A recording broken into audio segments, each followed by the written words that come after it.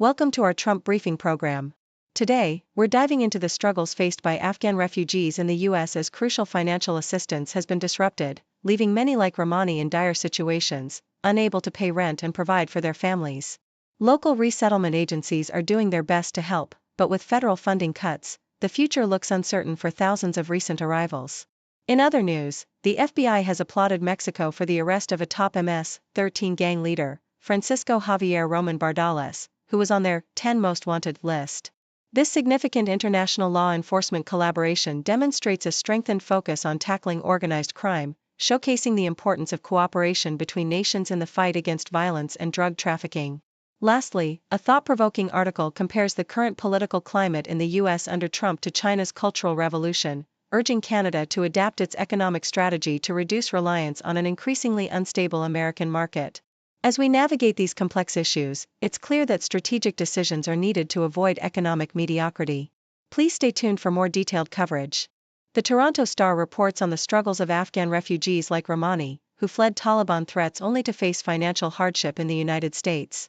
After moving to Maryland under a federal refugee program, Rahmani found himself without the promised assistance when funding was cut off by the Trump administration.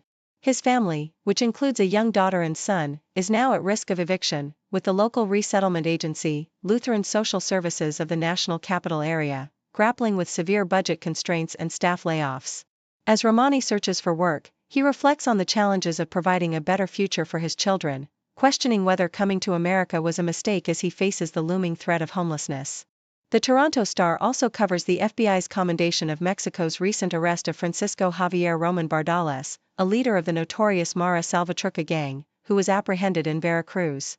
This operation, hailed as a significant achievement for international law enforcement collaboration, underscores the ongoing efforts to combat organized crime and drug trafficking that plague both Mexico and the United States.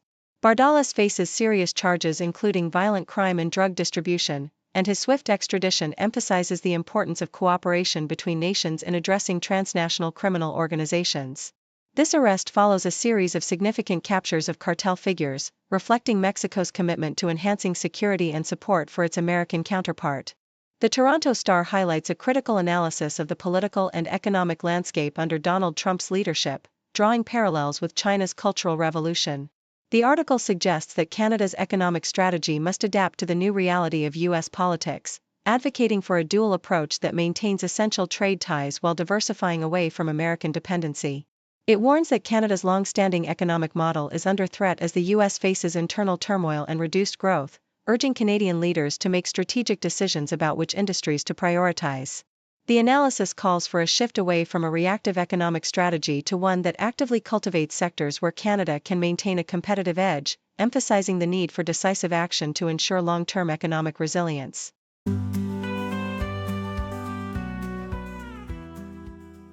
The Toronto Star reports that Italian Premier Giorgia Meloni emphasized the need for pragmatism regarding tariffs to prevent a trade war with the United States during her address to the Italian Senate. Meloni expressed support for President Trump's proposed 30-day ceasefire in Ukraine, highlighting it as a significant step toward lasting peace. She firmly ruled out sending Italian troops to Ukraine, deeming the idea of European troop deployment as complex and risky. Additionally, she reiterated Italy's commitment to establishing migrant vetting centers in Albania, despite legal challenges that have stalled the initiative. In a separate legal battle, the Toronto Star details the case of Mahmoud Khalil, a Columbia University student facing deportation for his involvement in protests against Israel.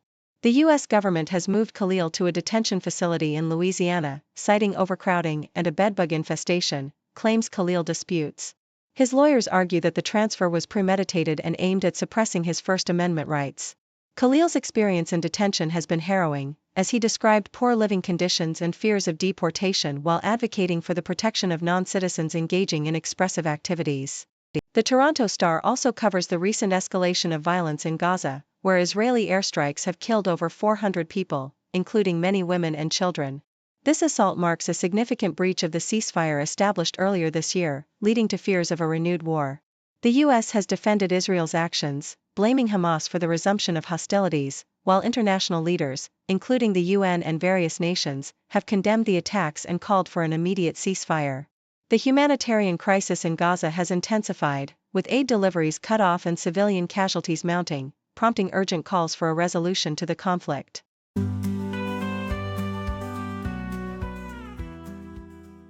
The Independent reports on White House Press Secretary Caroline Leavitt's candid reflections regarding her 32-year age gap with her husband, Nicholas Rico.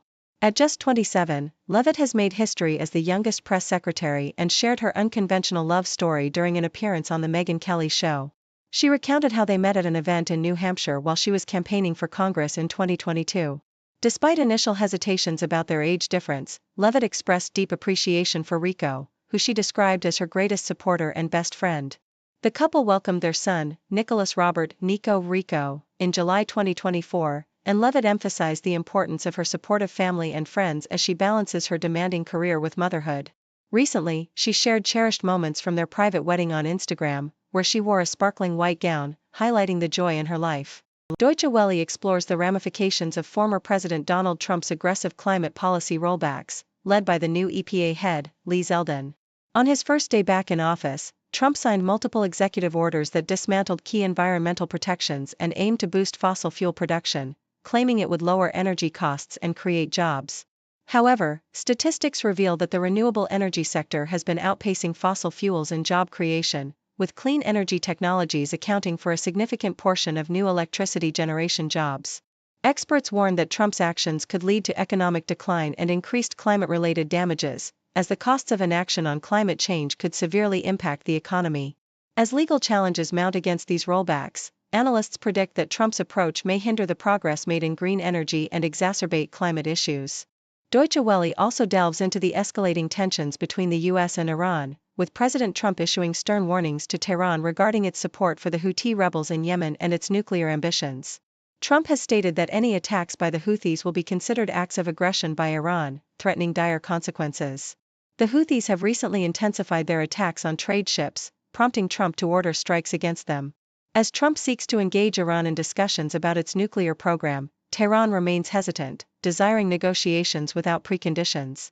Experts suggest that while Iran appears open to talks, it is also bolstering alliances with Russia and China to counter US pressures.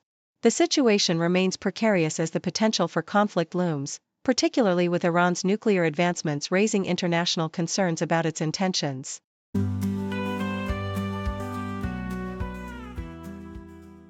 CNN reports that Friedrich Merz, the German Chancellor-in-waiting, has successfully pushed through a parliamentary vote to significantly increase state borrowing, enabling a dramatic boost in military spending.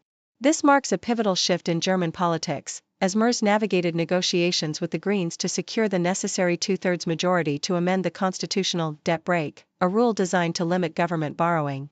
The outcome, with a vote of 513 to 207, allows for an exemption on defense spending that surpasses 1% of GDP and paves the way for a €500 billion, $545 billion, infrastructure fund. Economists view this overhaul as a historic shift in fiscal policy, with implications stretching beyond Germany's borders, signaling a departure from the country's traditional stance on fiscal austerity. The move comes as a response to growing security concerns in Europe, particularly following Russia's invasion of Ukraine, and is seen as a necessary evolution in Germany's defense posture. Merz's victory is not just about military spending, it also reflects a broader recognition that the debt brake has become a hindrance to economic growth, likened to trying to accelerate a car with the handbrake on. As Germany steps into this new era, the focus will be on whether this increased spending can enhance national security and reshape the military landscape. Thank you for tuning in. The content above showcases the latest briefing reports and analytical synopses, thoughtfully curated by the 6Do team.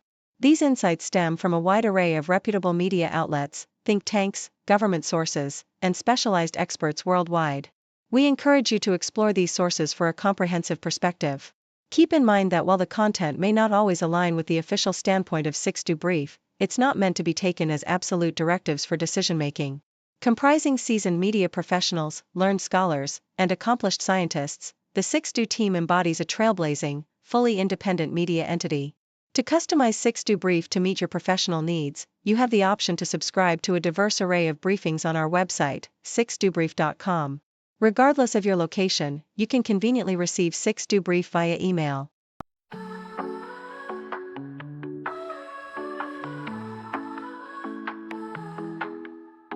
Waking up to wonder, wonders, tech and nature blunders. Got our rockets flying while the oceans are sighing. Lasers in the sky now, holograms we say wow. Quantum leaps and robot science news that we got.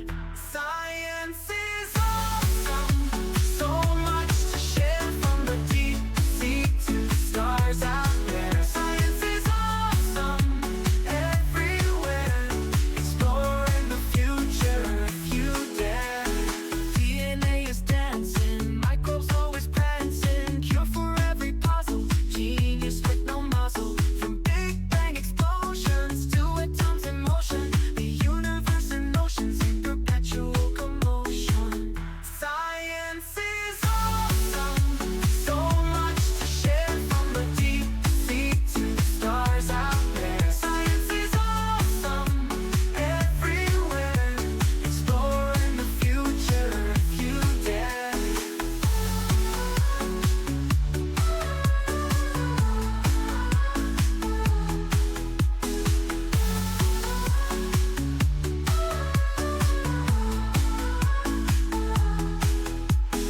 Silence in the sky now, holograms we say wow. Quantum leaps and robot science news that we got. Science is awesome, so much to share from the deep sea to the stars out